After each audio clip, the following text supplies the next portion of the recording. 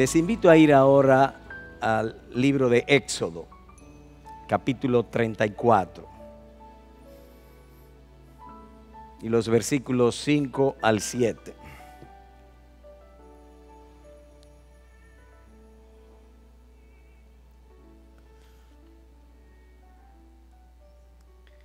Pero antes oremos nuevamente. Señor Dios y Padre nuestro, tú mismo has establecido que nos reunamos como iglesia y has prometido que donde estén 2 o 3 reunidos en el nombre del Señor Jesucristo, tú te harás presente por medio de tu Espíritu y de tu palabra. Rogamos que en esta noche tú nos concedes el gozo de ver cumplido entre nosotros eso. Unges pues al predicador, que sus maldades, que sus pecados, carnalidades y corrupciones no sean un impedimento para que tú bendigas a tu pueblo. Ellos han venido a buscarte a ti. Rogamos que tú hagas del predicador un simple instrumento para que te encuentren. Señor, háblanos al corazón. Te necesitamos. Revélanos más de ti y de tu bondad, de aquello que tú nos has hecho conocer en secreto, que tú te deleitas en salvar. Y te lo rogamos en los méritos de aquel que tú prometiste que tu voluntad sería en su mano prosperada, nuestro Señor Jesucristo. Amén. Así que leemos en Éxodo 34, 5 al 7. Y el Señor descendió en la nube y estuvo allí con él, mientras éste invocaba el nombre del Señor.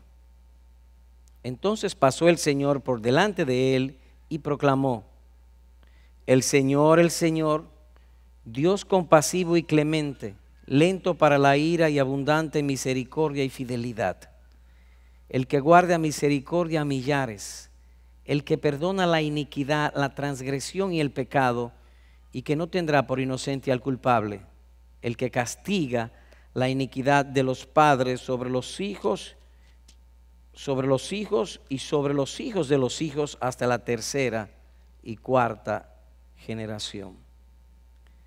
En el versículo 5 enfocamos esta expresión. Entonces pasó el Señor por delante de él y proclamó. Esto es lo que se llamaría un manifiesto. ¿Y qué es un manifiesto? Es un escrito donde se hace pública declaración de doctrinas o propósitos de interés general. Y he aquí, si no el más importante y más grande de los manifiestos que tenemos en las Escrituras, posiblemente uno de los más grandes manifiestos de la bondad de nuestro Dios. Pienso que hay 2 grandes manifiestos en las Santas Escrituras. El primero de ellos cuando se cometió el primer pecado, y el segundo de ellos como cuando se cometió el mayor de los pecados.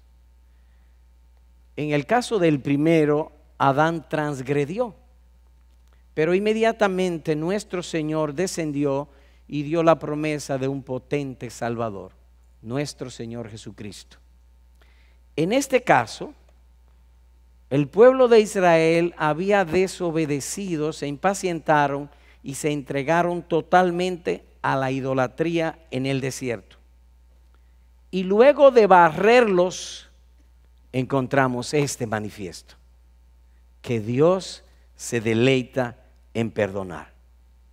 O dicho de otro modo, que en este pasaje tenemos el más amplio y más grande despliegue de misericordia como en ningún otro lugar de la Biblia. Que en breve sería esto, que el único y sabio Dios es misericordioso, que su gloria es perdonar el pecado o salvar, que el carácter de Dios es infinitamente compasivo con el pecador que cree. Y de eso queremos hablar en esta noche, y lo haremos de este modo, en 2 encabezamientos. El primero de ellos, las circunstancias de este glorioso manifiesto. Y el segundo encabezamiento, el entusiasmo que vemos en este manifiesto. Así que empecemos por lo primero, las circunstancias de este glorioso manifiesto. Cuando decimos la circunstancia, estamos significando la manera como sucedió el asunto, el tiempo, el lugar, el modo. La esencia es la bondad o misericordia de Dios en perdonar el pecado. Esa es la esencia. Pero la circunstancia es cómo sucedió. Y viendo sobre la circunstancia, nos es necesario trasladarnos un poco atrás para ubicarnos. Así que les invito, por favor, ir a Éxodo 32. Éxodo 32, versículos 1 y 2. Leo. Cuando el pueblo vio que Moisés tardaba en bajar del monte, es decir, que ellos vieron que el hombre se tardó, se había tardado. La gente se congregó alrededor de Aarón y le dijeron: levántate, haznos un Dios que vaya delante de nosotros. Nosotros necesitamos un Dios que podamos tocar, como se toca el dinero. En cuanto a este Moisés, el hombre que nos sacó de la tierra de Egipto, no sabemos qué le haya acontecido. Y Aarón les dijo: quitad los pendientes de oro, porque Aarón también fue arrastrado en la impaciencia. Quitad los pendientes de oro de las orejas de vuestras mujeres, de vuestros hijos y de vuestras hijas, y traédmelos. En otras palabras, vamos a hacerle un Dios. El pueblo se ha impacientado y luego se entregaron a la idolatría. Versículos 5 y 6. Recordemos que estamos considerando la circunstancia para luego caer en el punto. Versículo 5. Cuando Aarón vio esto, edificó un altar delante del becerro, y Aarón hizo una proclama diciendo: mañana será fiesta para el Señor. Y al día siguiente se levantaron temprano y ofrecieron holocaustos y trajeron ofrendas de paz, y el pueblo se sentó a comer y a beber y se levantó a regocijarse. En otras palabras, se entregaron totalmente a la idolatría. Se levantó a regocijarse, dice aquí. Y se destaca o se contrasta que hacía poco que el pueblo estaba bajo la esclavitud en Egipto. Dios los sacó de Egipto, abrió el mar rojo en dos, los egipcios trataron de pasar y allí se ahogaron y ellos fueron salvos y cantaron y alabaron al Señor. Ahora lo mismo, pero en idolatría, es decir, el mayor de los pecados. Y esto obviamente provocó la indignación del Señor. Versículo 10. Ahora pues, déjame para que se encienda mi ira contra ellos, Dios hablando, y los consuma, mas de ti yo haré una gran nación. El profeta Habacuc dice en otro lugar que en todo tiempo, aún de la ira de Dios, hay misericordia. Aquí en este versículo 10 también. Notemos. Ahora pues, dice él, déjame para que se encienda mi ira. No se había encendido. ¡Wow! ¡Qué hermoso el carácter de Dios! Déjame que voy a coger pique. Es eso lo que le está diciendo. Pero es más maravilloso su condescendencia.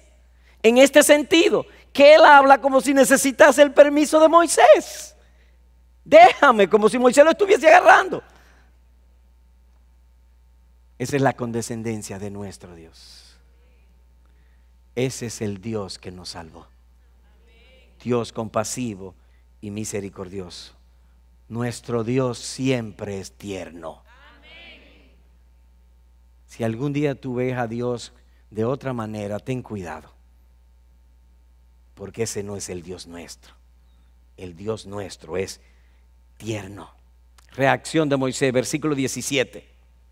Al oír Josué el ruido del pueblo que gritaba, dijo a Moisés: hay gritos de guerra en el campamento. Un joven hablando así, entusiasmado quizá. La experiencia en el versículo 18 responde de otra manera, pero él respondió, no es grito, no es ruido de gritos de victoria, ni es ruido de lamentos de derrota.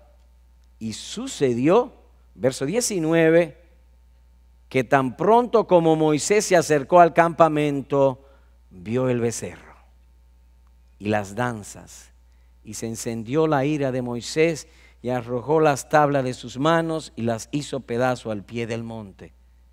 Dios no se encendió en ira tanto como Moisés. Moisés rompió la tabla, pero Dios se aguantó. Y tomando el becerro que habían hecho, lo quemó en el fuego, lo molió hasta reducirlo a polvo y lo esparció sobre el agua e hizo que los hijos de Israel la bebieran. Entonces dijo Moisés a Aarón, ¿qué te ha hecho este pueblo para que hayas traído sobre él tan grande pecado? Los líderes tenemos una enorme responsabilidad. Y eso es lo que Moisés le dice aquí a Aarón, ¿qué te ha hecho el pueblo? Pero Moisés, como hombre sabio, reaccionó, versículo 30, en capítulo 32. Y sucedió que al día siguiente dijo Moisés al pueblo, vosotros habéis cometido un gran pecado, y yo ahora voy a subir al Señor, quizá pueda hacer expiación por vuestro pecado. Nótense la ternura, aun cuando estaba airado, hay ternura en él. Por un lado le está diciendo, ustedes han cometido un grave pecado, pero por el otro lado lo llena de esperanza. Voy a hablar con Dios, quizás lo perdone. Y eso es lo que se dice siempre en consejería, que cada vez que una persona viene a nosotros, tiene que salir con esperanza, porque el Dios nuestro es de esperanza, y no cualquier esperanza, esperanza viva es la nuestra.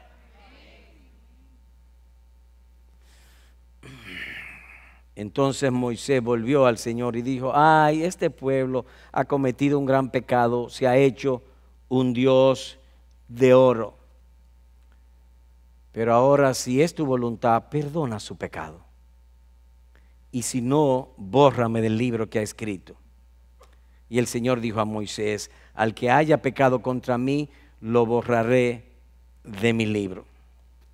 Luego en el capítulo 33, versículo 4 al 5, el pueblo se entera de todo este asunto y leo en los versículos 4 al 5. Cuando el pueblo oyó esta mala noticia, hicieron duelo y ni ninguno de ellos se puso sus atavíos. Versículo 5, porque el Señor había dicho a Moisés, esta es la razón, porque el Señor, ¿por qué tú estás aquí esta noche? Porque vine a adorar a Dios. Es decir, que el porque denota siempre causa, razón o argumento. Y eso encontramos aquí en el versículo 5. Porque el Señor había dicho a Moisés, di a los hijos de Israel, sois un pueblo de dura cerviz. Si por un momento yo me presentara en medio de ti, te destruiría.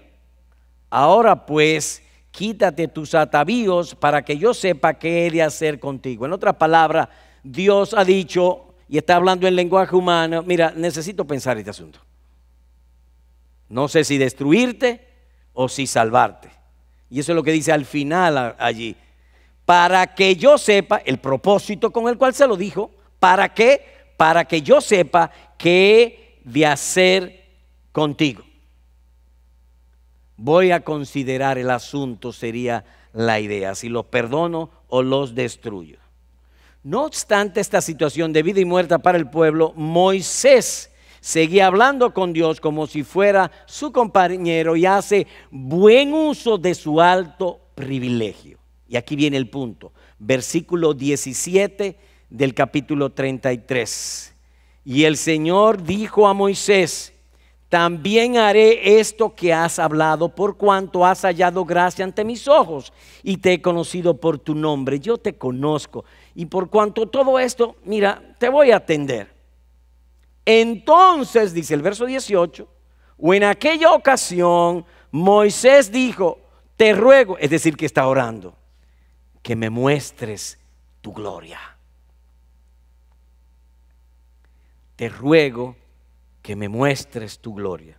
Si me permiten dramatizar, yo diría que Moisés diría, ¿y qué Dios es este? Que puede destruirlo y hacer conmigo otro pueblo y él está aguantado. ¿Cómo es la cosa? Muéstrame tu gloria.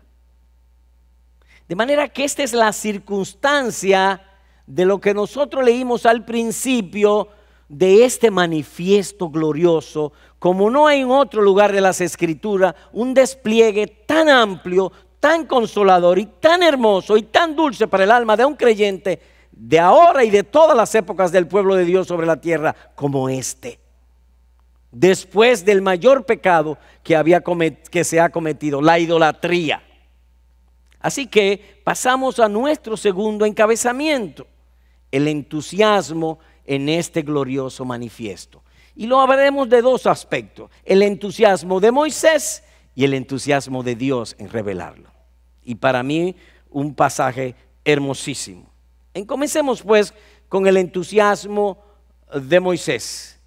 Versículo número 1 del capítulo 34. Y el Señor dijo a Moisés: lábrate 2 tablas de piedra. Miren, ya no está indignado. Ahora está hablando de otra manera. Y el Señor dijo a Moisés: lábrate 2 tablas de piedra como las anteriores, y yo escribiré sobre las tablas las palabras que estaban en las primeras tablas que tú quebraste. Prepárate pues para la mañana y sube temprano. Y sube temprano. Yo tengo deseo de revelar mi gloria, así que no me voy a aguantar. Sube temprano. Y sube temprano al monte Sinaí, que yo te estaré esperando. Wow, qué hermoso es. Debo pedir disculpas porque yo debía decir esto llorando de alegría. Qué hermoso esto. Y yo escribiré, y allí preséntate a mí en la cumbre del monte. Así que notamos entusiasmo en Moisés. Versículo número 2. Voy a repetir. Prepárate pues para la mañana y sube temprano al monte Sinaí, y allí preséntate a mí en la cumbre del monte. Ven mañana mismo bien temprano. Versículo número 4. Moisés pues labró 2 tablas de piedra como las anteriores. Se levantó un poquito tarde, muy de mañana. A eso llamamos entusiasmo. Cuando tenemos algo que hacer, que lo hacemos con prisa, con deseo de que la cosa se haga bien hecha. El entusiasmo de Moisés.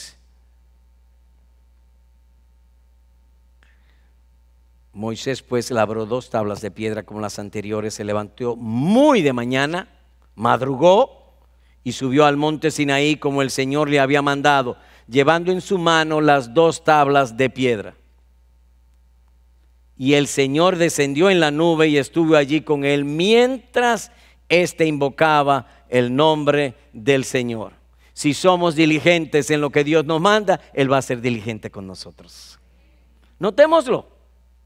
Versículo 4, se levantó muy de mañana. Versículo 5, y el Señor descendió. Nótense que el versículo 5 empieza con una partícula gramatical de unión. Es una cadena de eventos, no están separados, están uno detrás otro. Moisés fue diligente y Dios fue más diligente aún. Y el Señor descendió en la nube y estuvo allí con él mientras éste invocaba el nombre del Señor. Los dos, Dios y Moisés, entusiasmados. Entusiasmados. ¿En qué? En reunirse a este glorioso manifiesto, a esta gloriosa revelación. Versículos 4 al 5. Vuelvo a leer. Moisés pues labró 2 tablas de piedra como las anteriores, se levantó muy de mañana y subió al monte Sinaí como el Señor le había mandado, llevando en su mano las 2 tablas de piedra, y el Señor descendió en la nube y estuvo allí con él mientras éste invocaba el nombre del Señor. 3 veces se repite la partícula gramatical de unión y uno tras otro, como es un solo evento, porque nuestro Señor responde con rapidez cuando hay entusiasmo en nosotros para oírle y para obedecerle. El entusiasmo de Dios ahora.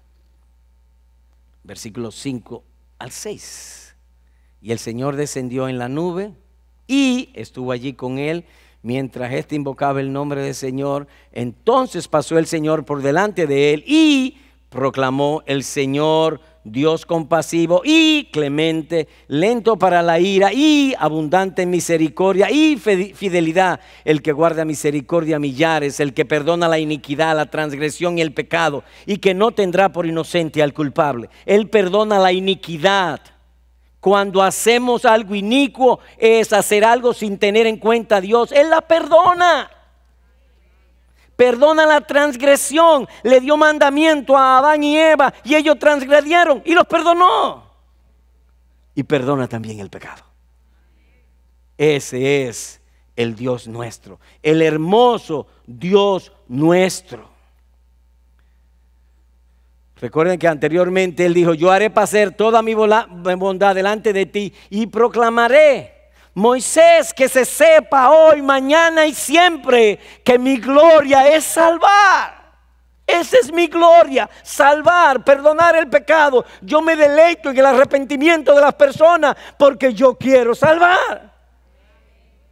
Cuando vine allí hace un rato, me dice Elaine, ¿y no me trajiste cativía, empanada de cativía? Porque a ella le gusta mucho la cativía. A Dios le gusta perdonar.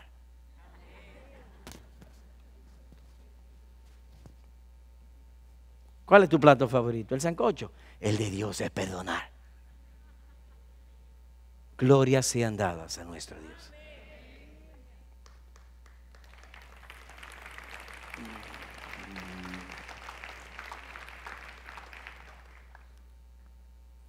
Si uno lee los versículos 6 al 7, usted va a encontrar 7 títulos para Dios. Los 2 primeros son el Señor, que es su nombre propio, el Señor. Luego al final 2 de justicia y 7 de misericordias. 7. Dios ama tanto que se conozca su bondad, que cuando el Señor Jesucristo resucitó de entre los muertos, la encomienda que le dio a sus discípulos fue esta: vayan y prediquen el evangelio a toda criatura, que todos los hombres y mujeres de esta tierra sepan que yo me gozo en perdonar, que yo me deleito en salvar. Prediquen el evangelio a tiempo y fuera de tiempo. Mi gloria, mi deleite, mi placer, mi pasión es salvar a los pecadores.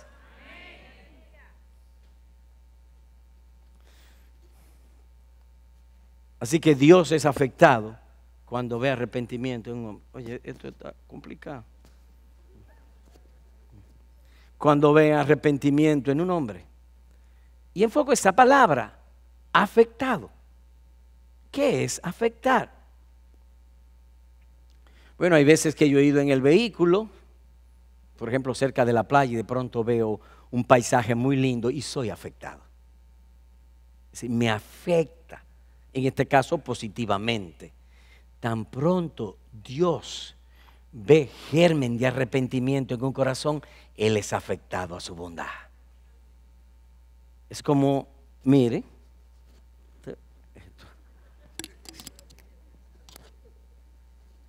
yo le voy a mandar uno a Santiago.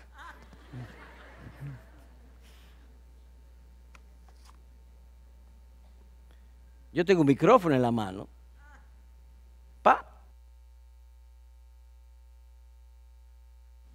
Creo yo que se prendió. Ahí se prendió. Es decir, con un switch. Cuando Dios ve arrepentimiento en un corazón, es como si lo encendieran a perdonar. Nuestro Dios se deleita en perdonar. Ahora, al llegar a este punto nos preguntamos, ¿cuál es el objeto? Recordemos que Moisés ha hecho una petición: muéstrame tu gloria. ¿Y cuál es la gloria de Dios?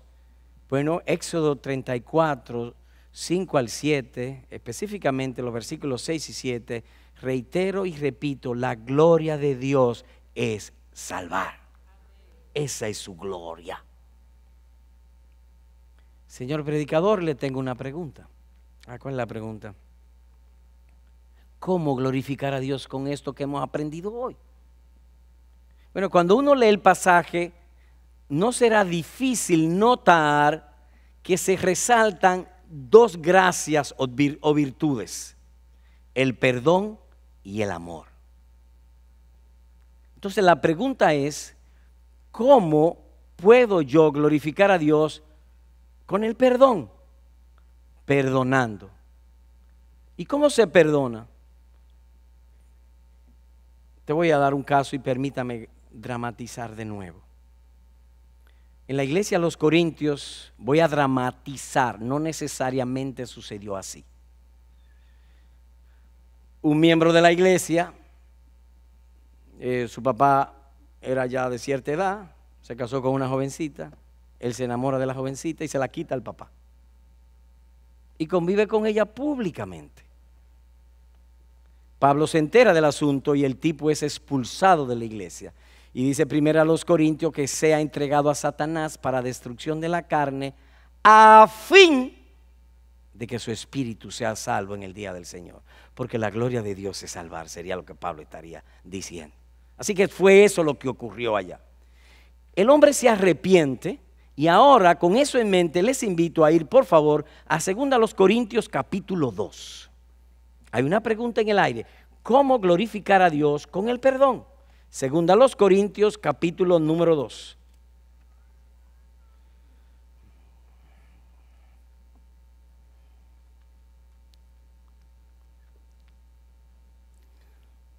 Versículos 6 al 8. Leo. Es suficiente para tal persona este castigo. Es decir, para el individuo que se le quitó la mujer al papá y que vivía pública, la mudó en una pieza y vivían a sus anchas. Dije que iba a dramatizar, ¿eh?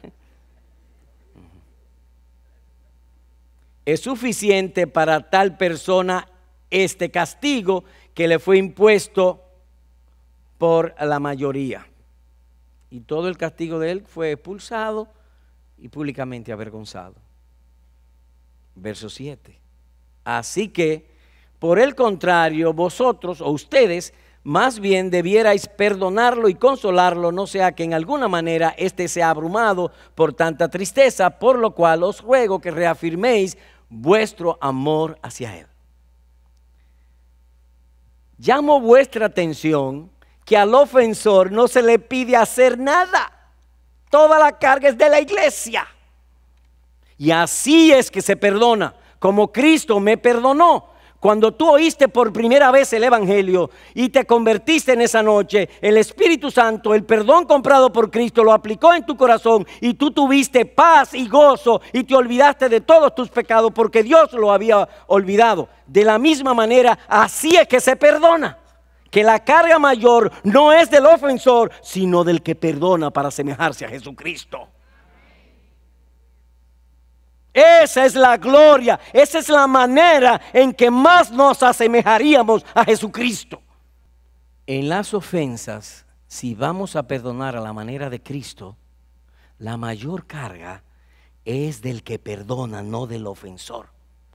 El que perdona debe hacer todo lo posible para que el otro se sienta totalmente libre, como hizo Pablo aquí. Y como hace Dios con nosotros. Y como hace Cristo con nosotros. Usted sabe las cosas terribles que hemos hecho. Y vamos simplemente a la habitación y oramos y salimos bien. Dios nos oye y nos perdona y salimos en paz. Yo le tengo otra pregunta. ¿Cuál es la pregunta? Pues yo estoy resentido o resentida. El resentimiento es una muestra del disgusto divino y interprétalo como un castigo o una corrección hacia ti. Y me recuerda aquella hermana que vino un día a mi oficina, pasa media hora hablando mal de su marido. Cuando le llevé a ciertos textos, ella dijo: pero el problema es mío. Pastor, no tiene que decirme más nada. Y se fue y después la vi: ¿cómo va la cosa? El problema es mío. No he perdonado como Cristo me perdonó. Y donde quiera, usted va a encontrar muchísimo eso en las Escrituras. Perdonar y ser compasivo y misericordioso y soportándoos unos a otros como Cristo os perdonó. Bien dice Proverbio que la fortaleza de carácter es pasar por alto la ofensa. En otras palabras, la fortaleza de carácter es tener un espíritu perdonador. como tuvo nuestro hermoso Señor y Salvador Jesucristo. La otra gracia es el amor. Y vuelvo al punto. En el amor, la carga mayor es para el que ama, no para el ser amado. De tal manera amó Dios al mundo que mató a su Hijo Jesucristo para amarnos a nosotros. La carga fue de Él. Es por eso que cuando Pablo le escribe a la iglesia en Corinto le dice, ¿no sería mejor que ustedes soportaran el agravio? Porque fuimos predestinados, como dice Romanos 8:29, para ser semejantes a Jesucristo. De manera que dos de las gracias que más nos asemejan a Jesucristo son estas dos: el perdón y el amor, como nosotros hemos considerado y visto en esta ocasión. Así que en esencia esto es lo que con toda propiedad llamaríamos asemejarnos a Jesucristo. Si Dios descargó, tú también tienes que descargar. Es que mi tecnología no llega tan lejos. Así que hoy hemos visto la circunstancia de esta gloriosa proclamación. Fue cuando el pueblo se entregó al pecado de la idolatría y provocó que Dios casi los consumiera en el desierto. Y que en todas las épocas de la historia de la humanidad el Señor se está siempre entusiasmado en revelar al hombre su carácter perdonador. O le entusiasma ver los hombres arrepentidos. La gloria del Señor es salvar al pecador que cree. Una breve aplicación. Voy a asumir que hay algún amigo aquí. He hablado a la iglesia, he aplicado a los hermanos. Amigo, Dios fue compasivo con Moisés, con su pueblo, y si ahora tú se lo pides, será contigo. Así que te pregunto, ¿tú te convertiste al Señor Jesucristo? No importa la edad, niño, niña, joven, jovencita, hombre o mujer, anciano o anciana, ¿te convertiste al Señor Jesucristo? Si todavía no te has convertido, hoy es el momento. Considérate como un hebreo. Sí, pero que el pecado de los hebreos fue idolatría. ¿Y el tuyo cuál es? No, pues yo no soy idólatra. Vamos a ver. Si una persona cree que todos sus problemas se resuelven con dinero, ¿quién es su Dios? ¿Y no es eso lo que tú crees? Ay, verdad. Aún así para ti hay perdón. Si cometes la idolatría como cometieron aquellos, hay perdón para ti. Tú me preguntarás, ¿y qué debo hacer? Ahí mismo en tu asiento. El que hizo el oído no te oirá. Pídele ahí mismo en tu asiento: Señor, perdona mi pecado. He visto que tú eres un Dios compasivo, clemente y piadoso. Tu misericordia es inconmensurable. Perdóname, hazme nacer de nuevo. Hazme uno de tus hijos y tú heredarás gloria eterna. Amén.